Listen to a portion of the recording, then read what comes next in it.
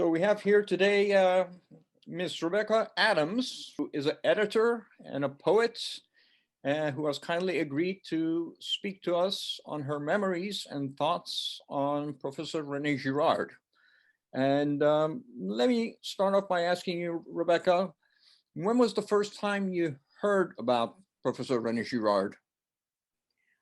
Yeah, I have kind of an interesting, unique story about how I met him, which is sort of different from some other people. I was in an MA program at the University of California, Santa Barbara, and it was my second quarter of a master's degree in English. And a friend of mine, we were standing in the hall, and a friend of mine um, whispered in my ear, "Look at that man coming down the corridor." It was this man with white hair. And she said, "That's René Girard. He's here once a week teaching a course from Stanford. And so you should take his course." And I didn't know anything about who he was or what the course was about. And it was the first week, so I signed up and I got into his class. And I ended up sitting through weekly sessions for a quarter with René Girard in person, learning about all of his major concepts. So it was quite an experience. So what was the class on? Well, it was on his work. So I don't remember what the title of the class was, but it was basically a crash course in all of his major concepts up to that time. Things Hidden Since the Foundation of the World was just coming out at that time. In And English? so every week he would lecture about mimetic desire, starting with deceit, desire in the novel and so forth, and how he came to his concepts. And then he would talk about Don Quixote and do a close reading of that. And I was taking a course in Don Quixote at the same time. So that was really fascinating to me. And he would link what he was saying with other thinkers and other philosophers that I was studying at the time in critical theory. So it was in the English department. And so he one of my favorite memories of him was he would pace a lot and be excited about his material and sit on the edge of a desk and so forth. And one of my favorite memories was, of course, everyone was studying Jacques Derrida at Yeah. that time. And he had a copy of Derrida's fate, book on Plato's Phaedrus, where he does his analysis on Plato's Phaedrus. And he was very excited about this and animated. And he said, "At first I thought that that we were onto exactly the same thing, the same structures, and analyzing the same thing with the scapegoat and the pharmacon." And but he said then Derrida decided to keep his analysis completely within language. So they departed ways, but they also were doing something quite similar. So he was drawing together what he was doing in relation to other people at the time. What year was this, by the way? This was 1987. 1987 at University That's of the year that Things Hidden Since the Foundation of the World came out in English. in English. And this was at Santa Barbara, you said? Yes, UC Santa Barbara. Okay. And tell me how else did you end up working with them? Well, after I did my master's degree, I kept, working with his thought, and I actually transferred to a PhD program in English at the University of Notre Dame in Indiana. And there was the department did a journal there called the Religion and Literature, Journal of Religion and Literature. The department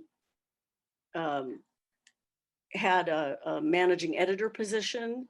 And so for 2 years, I was working as a managing editor at Religion and Literature. And we had the chance to do an issue on anything that we wanted, a special issue. And so I decided I wanted to do it on Girard, more broadly than Girard, but on sacrifice and things like that. And so I arranged to interview him. And we had an interview at the AAR meeting, the American Academy of Religion, in November of 1992. And we sat down for an hour with a tape recorder and talked. And I tell people after, in retrospect, that I was probably too naive and too young to be scared or nervous. Um, but I also had met him in person. So I had him in a class. So that partly accounts for my bravado also. So during that interview, I wanted to ask him, there were certain questions that were unsatisfactory to me, and I wanted to ask him questions about his work that where I personally wanted some answers. So I included those questions, and then I worked with him afterward to transcribe that, and then Can you expand get a on manuscript. And what were when we those went back and questions? forth with the manuscript, What and were he those was very questions? detailed.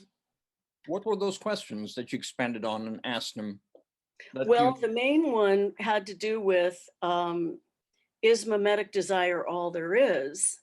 Which is something that many people had asked him and were concerned about the implications of that, especially the implications theologically. It seemed to be a very dark view of human nature. If all desire was mimetic and mimetic desire inevitably led to violence, then that would be uh, a very dismal view of human beings. And he had been criticized about that. So I asked him some questions. I asked him if that wasn't a little Augustinian.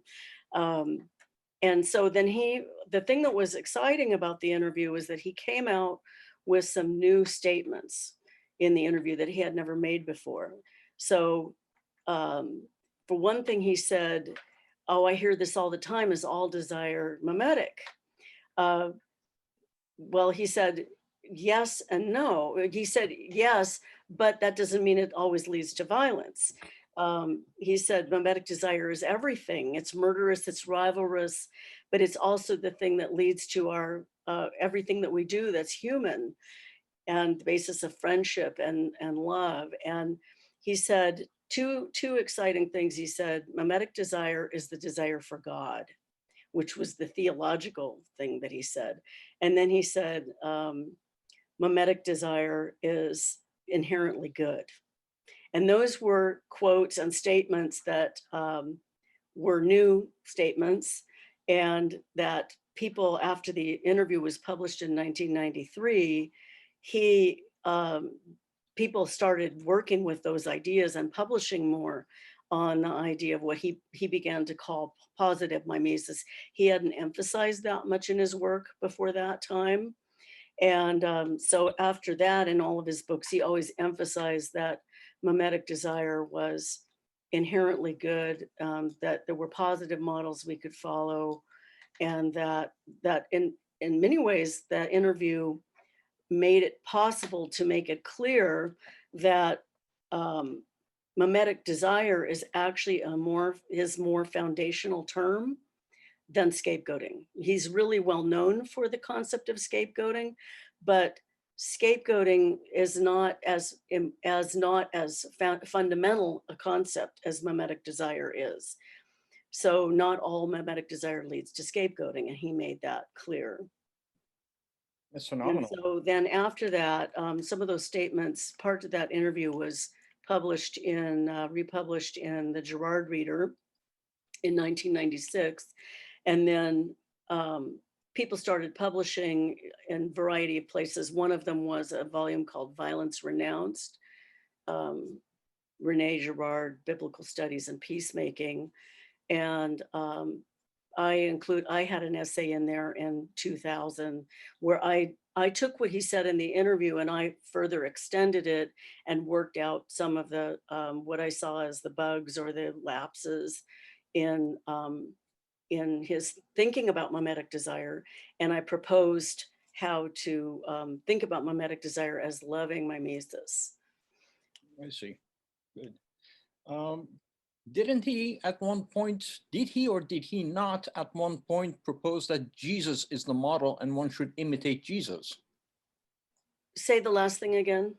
Did he or did he not at one point propose that Jesus is the model and one should imitate Jesus. Yes, he emphasized that in the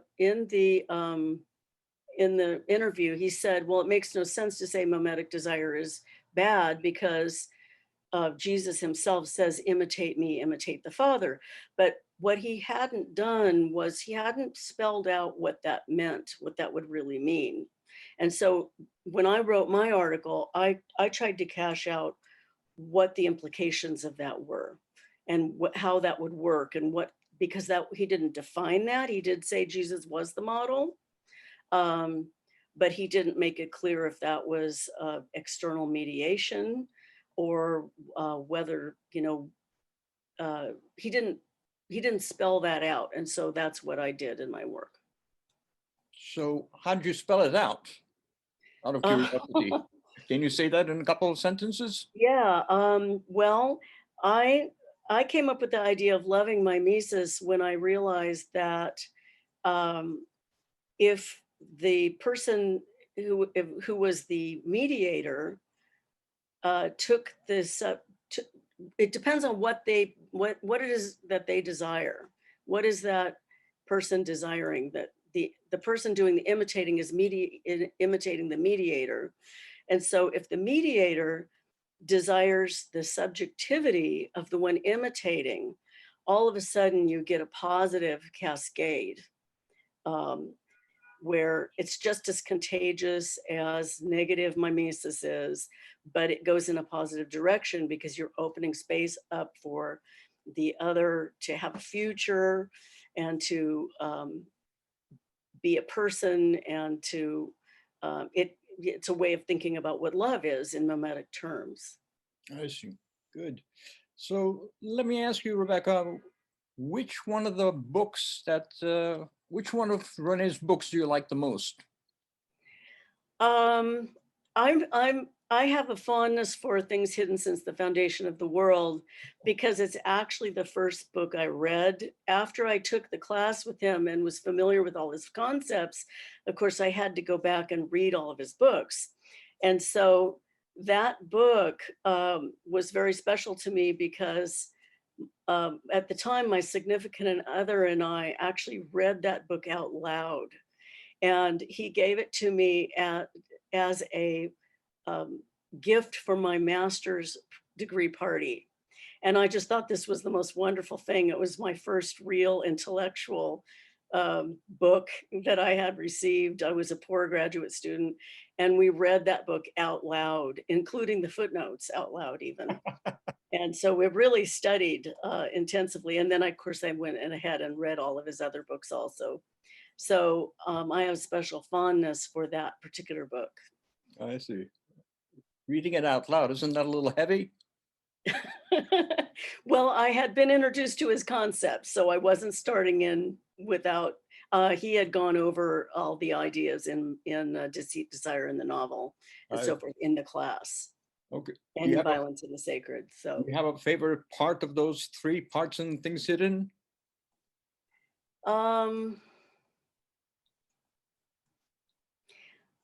I like the whole thing. I think that if I were to say what my very favorite passage is, I would actually turn to the book, The Scapegoat. I love his reading of the medieval text where he talks about how you can discern which voice in the text is the one that is the correct one. I think that's a brilliant reading. It's a very close reading where he shows that you can tell that the voice of the accuser is not the truthful voice. Right. And so that from a literary point of view also, it's a brilliant textual reading. The Scapegoat. Yes. The book, The Scapegoat. The idea of the scapegoat in the scapegoat of the text, right. The structure of the scapegoat in the text. Okay, good. What did you think of his last book, Battling to the End? Yeah, that book is very dark. I think that he went in such an apocalyptic direction that I think that it sometimes overshadows some of his earlier work, which had a little more positive direction. He didn't develop the positive dimension of his thought near as much as the apocalyptic type of dimension. But he does say some things in that last book about the imitation of Christ, for instance, and Jesus as the model that are new things. And he talks about Jesus providing what he calls inmost mediation, which would be something different from internal mediation, which leads to violence. But it's also not quite the same thing as external mediation, where the model is too far away. So he talks about Jesus as being right at the right distance so that you can imitate him without being in rivalry. And does use this term inmost mediation, which is highly suggestive. And um, I haven't seen anybody unpack it yet, but it certainly would work well with the thought that I developed, and I'll have to work on that. Well, maybe that's your calling. Maybe that's your next project there, to develop the inmost mediation. That sounds good. Okay, in closing, let me ask you in all these, so how many years did you totally know him? Well, I knew him since 1987. And of course, I knew him. I had contact with him in the class that I took and then in the interview. And then I started attending colloquium on violence and religion meetings. And so I saw him every other year at those. I didn't go to the ones in Europe, but I always attended the ones from about 1993 on. I was a member of the colloquium on violence and religion. And um, I remember vividly how available he was in those meetings. He didn't like to be fussed over and didn't like necessarily to be the center of attention, but he was present and would speak at times in those meetings without becoming the center of the meetings. And he was very gracious that way. And so I really enjoyed seeing him year after year at those meetings and talking with him at various times about various things. He told me that he liked my work, which was very nice. Even though I came up with my theoretical ideas and then pushed the envelope a little bit on what he did with mimetic desire. But what I did just extended his ideas. But I got them from watching an episode of Star Trek. And that's quite different from the formal myths and things like that that he used to exegete. But he was very good about listening to other people's ideas. And he also was interested. And I remember watching him listening to a paper that was a feminist critique of mimetic theory one year.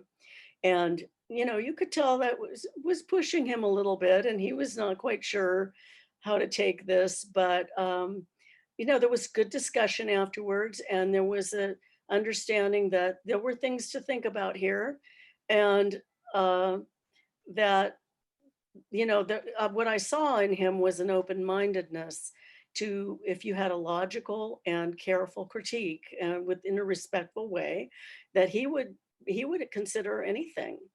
And he was very open-minded about his ideas. He talked about that in the interview with me. He said, some people see me as a top-down thinker who's saying a lot of dogmatic statements about the way things are. And he said, that's not at all how I think. I'm very, I actually start with the texts. I'm very careful in reading the text. All my theological claims come out of the text. I don't start with theology or appeal to it. And so I always appreciated the literary and philosophical way that he approached things. Do you have a particular good memory that you have of him in all Well, these I years? pretty much told you what they are. Yeah. No? Yeah, I have a lot of memories across the years. Those are my main ones. Okay. Did you also know Martha Girard? Did you ever meet Martha? Yes, I talked with her extensively one year when we were at Ghost Ranch, and she was very personable, very warm and lovely person. I enjoyed knowing her and saw her every other year also. Okay, very good. All right. Well, thank you so much, Rebecca, for taking time to have this meeting and this conversation about Professor René Girard. Greatly appreciate it, and hope to meet you sometime soon in the future. Yes, thank you very much. I appreciate being asked. It's wonderful to have the opportunity to talk about my experiences.